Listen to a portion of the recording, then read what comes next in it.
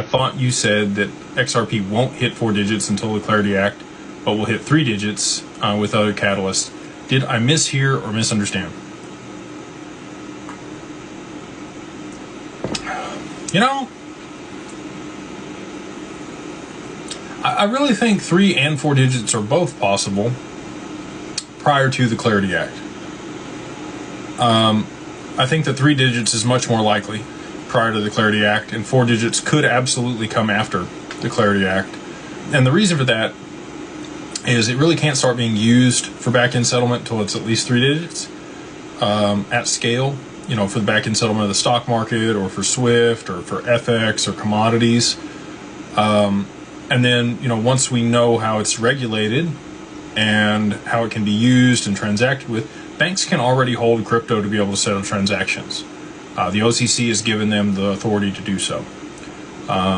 So, you know, that means they can hold XRP. XRP, in my mind, is already a commodity here in the U.S.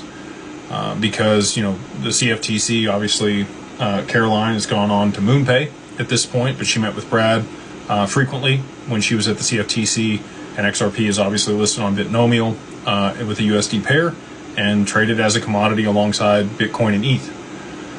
So, all that being said, I think it's in a unique position to be used in a crisis moment, and we'll have a supply shock that pushes it to at least 3 digits.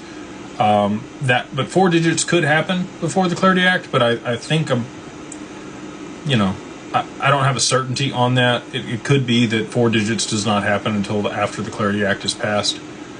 The other thing I would say is I don't know when the Clarity Act is going to be passed. If we don't get to some type of consensus on it here in the next really week, it's going to be very difficult, and it could be a much longer path to market for regulation here in the U.S. So let's say, you know, we go another week, they finally get something drafted, it's put up for vote.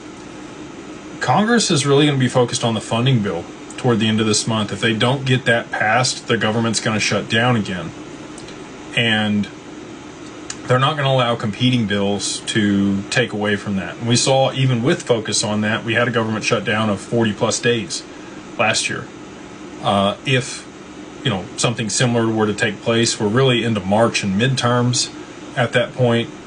And, you know, Congress really won't get in the full swing of things again until mid to late Q2, maybe even early Q3, before they'd even be able to vote for the Clarity Act again.